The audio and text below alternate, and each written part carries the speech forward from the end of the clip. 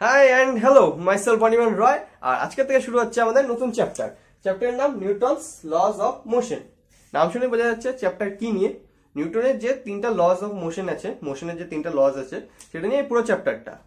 তো চ্যাপ্টার শুরু করার আগে আমাদেরকে দুটো জিনিস জানতে হবে, এক ফোর্স আর দুই মোমেন্টাম। তো এক এক করে আসবো। ফোর্স কি জিনিস আমরা সবাই জানি মোটামুটি ডেইলি লাইফ থেকে। কি জিনিস হয়, কোনো কিছু সরাতে বা কোনো কিছু করতে যে জিনিসটা প্রয়োগ করতে হয় আমাদেরকে, সেটা হচ্ছে ফোর্স। আমি এখান থেকে এখানে সরছি, বা কোনো কিছু আমি লিখবো, বা এটাকে এখান থেকে সরাচ্ছি, বা কোনো কিছু অন্য কোনো কিছু সরাচ্ছি বা নিয়ে আসছি, সবকিছুর জন্য কি দরকার হয় আমাদের, যেটা প্রয়োগ করতে হয় সেটা হচ্ছে ফোর্স। এবার এটা যদি ডেফিনেশন দিতে বলা হয়, যদি বলা হয় যে এটা ডেফিনেশন কি হবে, তাহলে আমরা কি বলতে পারি? তাহলে বলা যেতে পারে যে কোনো বস্তু বা পার্টিকেল, কোনো বস্তু বা পার্টিকেলের ভেলোসিটিকে চেঞ্জ করতে, বা তার স্টেট কয়টা হয় আমরা আগের চ্যাপ্টারে, মানে দুটো চ্যাপ্টার আগে দেখেছিলাম কি দু রকমের স্টেট হয়, এক মোশন স্টেট আর দুই রেস্ট স্টেট। ওকে, সো কোনো পার্টিকেলের স্টেটকে চেঞ্জ করতে, মানে রেস্ট থেকে মোশনে যেতে বা মোশন থেকে রেস্টে যেতে, বা কোনো পার্টিকেল যদি মোশনেই থাকে তা সেই মোশনকে চেঞ্জ করতে যে জিনিসটা আমাদের প্রয়োগ করতে হয় সেটা হচ্ছে ফোর্স।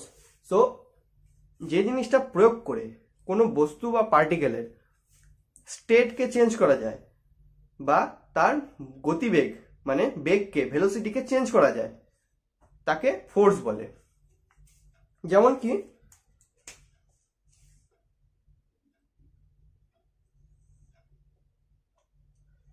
এটা একটা পার্টিকেল, এটা একটা বলটা এখানে সারফেসের উপরে আছে। ওকে, এবার এটা কি রেস্ট স্টেটে আছে আমাদের ফ্রেম অফ রেফারেন্সের হিসেবে, এটা কি আছে, রেস্ট স্টেটে আছে। এবার এই পার্টিকেলকে মোশন স্টেটে নিয়ে যেতে, মানে এই পার্টিকেলকে এখান থেকে এখানে নিয়ে আসতে, মানে মোশন ঘটলো একটা, সেটার জন্য যে জিনিসটা আমাদের প্রয়োগ করতে হবে সেটা কি, সেটা হচ্ছে এক ধরনের ফোর্স, একটা ফোর্স ইউজ করতে হবে। বা এই পার্টিকেলটাই চলছে, অলরেডি চলছে 2 মিটার পার সেকেন্ড ভেলোসিটিতে। এবার এটার ভেলোসিটিকে চেঞ্জ করতে 2 থেকে 4 মিটার পার সেকেন্ডে করতে, মানে এক্সেলারেশন ঘটাতে যে জিনিসটা আমাদের প্রয়োগ করতে হবে সেটা হচ্ছে ফোর্স। ফোর্স কি জিনিস জানলাম। নেক্সট হচ্ছে আমাদের কাছে আছে মোমেন্টাম। ওকে, ফোর্স সম্পর্কে আমরা অনেকেই জানি, বাট মোমেন্টাম জিনিসটা একটা নতুন জিনিস। মোমেন্টাম কি, ডেফিনেশন যদি বলতে হয় তাহলে কোনো পদার্থ বা পার্টিকেলের ভর মানে মাস, আর হচ্ছে বেগ বা ভেলোসিটি, এই দুটা সমন্বয়ে, এই দুটাকে নিয়ে যে ডাইনামিক প্রপার্টির সৃষ্টি হয় সেটাকে ওই বস্তুর বা ওই পার্টিকেলের বা ওই ম্যাটারের হচ্ছে মোমেন্টাম, বা বাংলায় বলে ভরবেগ। ওকে, মোমেন্টাম বা ভরবেগ বলে। কি জিনিস, কি জন্য এটা দরকার পড়লো, এক্সাম্পল নিয়ে ধরলাম দুটো লরি বা দুটো গাড়ি আছে। একটা গাড়িতে জিনিসপত্র আছে, তাহলে কি হবে, ওই গাড়িটার বা লরিটার ভর বেশি হবে, মাস বেশি হবে। আর এটা খালি আছে। এবার দুটোই সেম স্পিডে চলছে, মানে সেম ভেলোসিটিতে চলছে, 10 metre per second 10 metre per second. এই গাড়িতে জিনিস আছে, ওই জন্য এটার মাস বেশি, এই গাড়িটাতে কিছু নেই, ফাঁকা। এবার দুটাকে যদি সেম টাইমের মধ্যে আমাদেরকে থামাতে হয়, তাহলে কি মনে হয় কোনটাতে বেশি ফোর্স ইউজ করতে হবে আমাদেরকে? তো কমন সেন্স থেকে আমরা বলতে পারি কি, যেটাতে ভারী জিনিস আছে সেটাকে থামাতে বেশি ফোর্স ইউজ করতে হবে। কারণ কোনো ভারী জিনিসকে বা কোনো যেটার মাস বেশি সেই জিনিসকে যদি থামাতে হয়, তাহলে আমাদের কি বেশি ফোর্স অ্যাপ্লাই করতে হবে, রাইট? তো এখান থেকে কি পাওয়া গেল যে কোনো পার্টিকেল বা বস্তুর উপরে, মানে এই ক্ষেত্রে কি লরিটা বা গাড়িটা, সেটার উপরে কতটা ফোর্স প্রয়োগ করবো সেটা কার উপরে নির্ভর করে, তার মাসের উপরে, ভর, রাইট? এটাতে বেশি আছে তাই এটাতে বেশি ফোর্স প্রয়োগ করতে হচ্ছে, এটাতে কম আছে তাই এটাতে কম। ওকে, এবার যদি আরেকটা এক্সাম্পল নিই, নেক্সট এক্সাম্পল, সেটা হচ্ছে দুটোই লরি, দুটোতেই সেম ওয়েট আছে। ওকে, এটাতেও জিনিস আছে এটাতেও জিনিস আছে, দুটোতেই জিনিস ভর্তি আছে, দুটোই চলছে, কিন্তু এবার ভেলোসিটি আলাদা। এটা 20 মিটার পার সেকেন্ডে চলছে, এটা 10 মিটার পার সেকেন্ডে। ওকে, তাহলে এবার এই দুটোকে যদি সেম টাইমের মধ্যে থামাতে হয়, তাহলে কোনটাতে বেশি ফোর্স প্রয়োগ করতে হবে? তো এইখান থেকেও যদি আমরা একটু ভাবনা চিন্তা করি, তাহলে বলতে পারি যে যেটার ভেলোসিটি বেশি আছে সেটাকে থামাতে বেশি ফোর্স প্রয়োগ করতে হবে। মানে কারণ যেটা বেশি ভেলোসিটিতে চলছে, বেশি জোরে, বেশি তাড়াতাড়ি চলছে, সেটাকে থামাতে বেশি ফোর্স প্রয়োগ করতে হয়। যেটা ধীরে চলছে সেটাকে থামাতে কম ফোর্স প্রয়োগ করতে হবে। সেখান থেকে কি বলতে পারি, এখান থেকে ফোর্স প্রয়োগ করার জন্য আমাদেরকে ভেলোসিটিকেও মাথায় রাখতে হবে, রাইট। প্রথম এক্সাম্পল থেকে কি আসলো যে ফোর্স কতটা অ্যাপ্লাই করবো সেটা মাসের উপর নির্ভর করে, আর এই এক্সাম্পল থেকে কি বললাম যে ফোর্স যে অ্যাপ্লাই করবো সেটা কার উপরে নির্ভর করবে, বেগের উপরে বা ভেলোসিটির উপরে। সো ফোর্স মাসের উপরেও নির্ভর করে আর ভেলোসিটির উপরে নির্ভর করে। সো এই দুটাকে মিলিয়ে যে প্রপার্টির সৃষ্টি হয় কোনো পদার্থের, যে ডাইনামিক প্রপার্টি, কারণ ওই প্রপার্টিটা শুধু মোশন স্টেটের ক্ষেত্রে কোনো পার্টিকেলের উপরে যে ফোর্স প্রয়োগ করতে হয় তার ক্ষেত্রেই দরকার হয়, সেজন্য এটা একটা ডাইনামিক প্রপার্টি। তো সেই প্রপার্টিটাকে কি বলে, ভরবেগ বা মোমেন্টাম। ওকে, মোমেন্টাম কে কিভাবে লেখে, momentum P equal to m into V. Okay, m into V, m হচ্ছে মাস, ভি হচ্ছে ভেলোসিটি। তাহলে এর ইউনিট কি হবে, এর যদি ইউনিট লিখতে চাই আমরা, তাহলে ইউনিট হবে মাসের ইউনিট কি, মাসের ইউনিট এসআই তে ধরলাম কেজি, আর এটাতে হবে ভেলোসিটি মিটার পার সেকেন্ড। তাহলে এসআইটি কি হবে, এসআই তে কি হবে, কেজি মিটার পার সেকেন্ড। এবার এটা একটা ডাইমেনশনও থাকবে,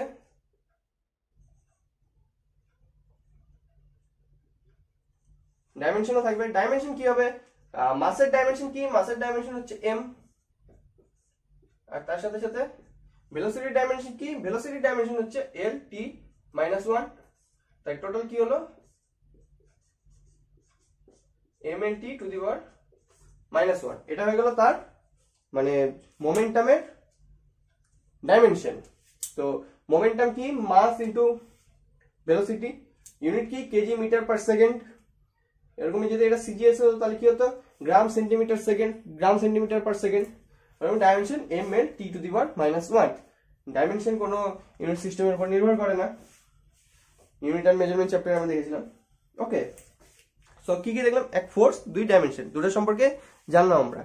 এবার আমরা আসবো নিউটনের ফার্স্ট ল অফ মোশনে। এবার নিউটনের ফার্স্ট ল অফ মোশনে কি ছিল, স্টেটমেন্ট কি ছিল মোশনে, লজের ফার্স্ট যে ল ছিল তার স্টেটমেন্ট কি ছিল।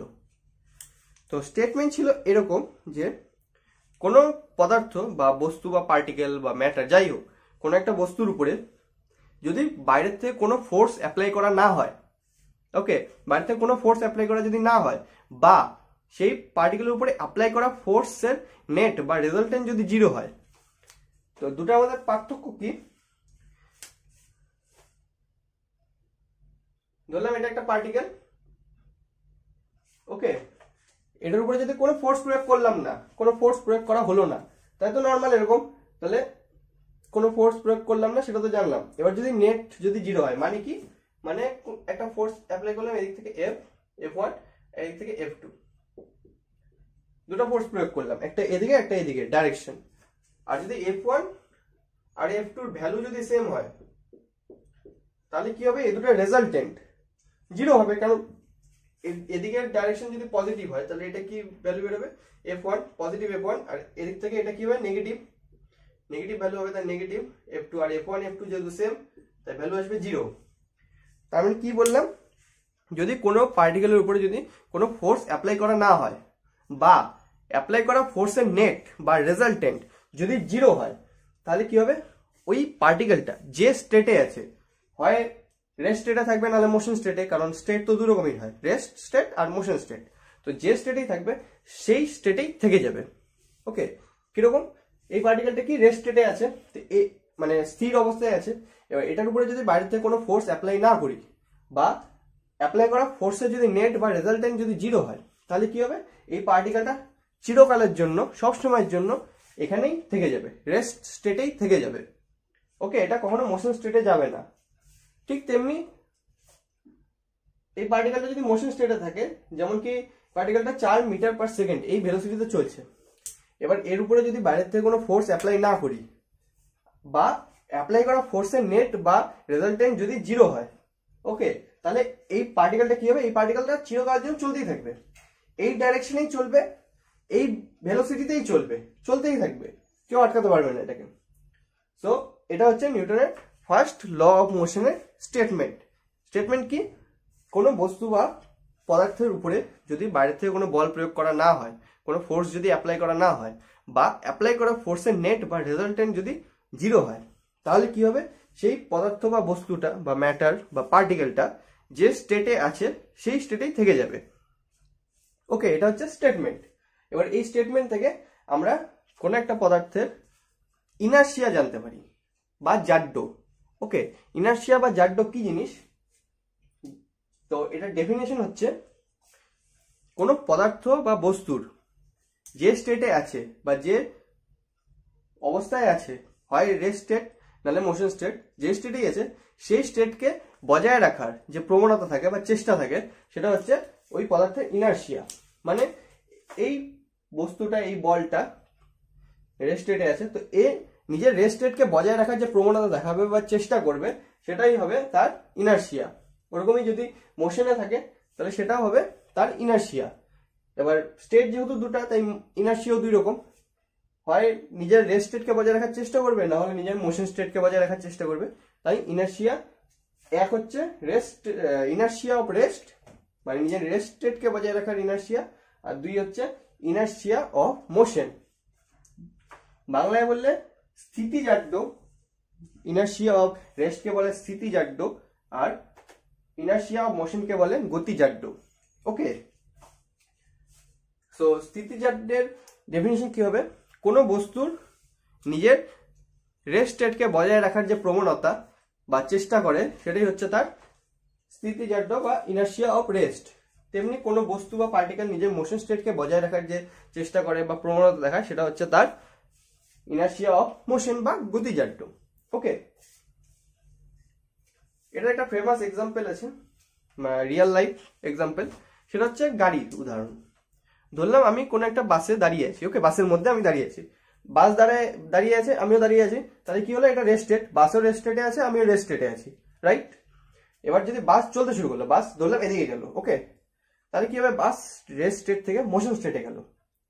এবার বাসের সাথে আমাদের বডির লোয়ার পোর্শন কানেক্টেড থাকে, তারপরে কি হবে, গাড়ি মোশন স্টেটে গেলে আমাদের বডির লোয়ার পোর্শন, নিচের পোর্শনটা মোশন স্টেটে গেল, কিন্তু আমাদের বডির যে উপরে পোর্শনটা সেটা কি করবে, নিজের যে রেস্ট স্টেট সেটাকে বজায় রাখার চেষ্টা করবে, যেহেতু ইনার্শিয়া আছে তাই নিজের রেস্ট স্টেটকে বজায় রাখার চেষ্টা করবে। তার ফলে কি হবে, গাড়ি সামনে চলে এগিয়ে যাবে, সঙ্গে সঙ্গে তার সঙ্গে আমাদের বডির নিচের লোয়ার পোর্শনে এগিয়ে যাবে, কিন্তু আমাদের বডির উপরে পোর্শন কি করবে, নিজের রেস্ট স্টেটকে বজায় রাখার চেষ্টা করবে। তার ফলে কি হয়, গাড়ি যখন চালু হয় বা মোশন স্টেটে যায় তখন আমরা পিছনের দিকে ঝুঁকে যাই, তাই হয় কি না, আমরা পিছনের দিকে চলে আসি, কারণ কি, গাড়িটা সামনে এগিয়ে গেল কিন্তু আমাদের বডির উপরে পোর্শন নিজের রেস্ট স্টেটকে বজায় রাখার চেষ্টা করলো, তার ফলে বডিটা পিছনের দিকে বেঁকে যায়। ঠিক তেমনি motion of inertia of motion যদি এক্সাম্পল বলা হয়, সেম এক্সাম্পল, ধরলাম গাড়িটা চলছে, সঙ্গে আমিও চলছি গাড়ির সাথে সাথেই, এবার গাড়িও মোশন স্টেটে আছে, আমিও মোশন স্টেটে আছি। এবার গাড়িটা যদি হঠাৎ করে থামে, ওকে, তা গাড়িটা কি হলো, মোশন স্টেট থেকে হঠাৎ করে রেস্ট স্টেটে চলে আসলো, তার সাথে কি হবে, আমাদের বডির নিচের পোর্শন কানেক্টেড, বডির নিচের পোর্শনে কি হবে, মোশন স্টেট থেকে রেস্ট স্টেটে চলে আসবে, কিন্তু আমাদের বডির উপরে পোর্শন কি হবে, মোশন স্টেটে ছিল, নিজের মোশন স্টেটকে বজায় রাখার চেষ্টা করবে, তার ফলে কি হবে, গাড়ি তো থেমে গেল, রেস্ট স্টেটে চলে আসলো, বডির নিচের পোর্শনে রেস্ট স্টেটে চলে আসলো, কিন্তু বডিটা সামনের দিকে এগিয়ে যাবে মোশন স্টেটকে বজায় রাখার জন্য। সেই জন্য গাড়ি যখন হঠাৎ করে থেমে যায় তখন কি হয়, আমাদের বডির সামনের পোর্শনটা সামনের দিকে ঝুঁকে যায়। ওকে, তো এটা হলো রেস্ট, ইনার্শিয়া অফ রেস্ট আর ইনার্শিয়া অফ মোশনের দুটো এক্সাম্পল।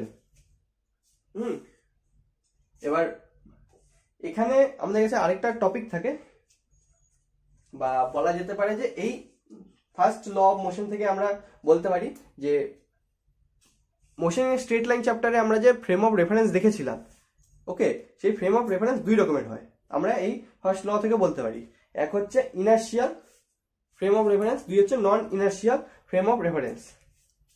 তো ইনার্শিয়াল ফ্রেম অফ রেফারেন্স কি, যে রেফারেন্স ফ্রেমের সাপেক্ষে আমরা কোনো কিছু ক্যালকুলেট করব, সেই রেফারেন্স ফ্রেমটা যদি রেস্ট স্টেটে থাকে, ওকে, রেস্ট স্টেটে আছে বা সমবেগে গতিশীল মানে সেম ভেলোসিটিতে চলছে, তাহলে কি হবে, ওই যে ফ্রেম অফ রেফারেন্স তার সাপেক্ষে আমরা যা ক্যালকুলেট করব সেখানে আমরা এই যে নিউটনের যে তিনটা লজ অফ মোশন আছে সেই লজ অফ মোশনগুলোকে অ্যাপ্লাই করতে পারবো। ওকে, এটা হলো ইনার্শিয়াল ফ্রেম অফ রেফারেন্স।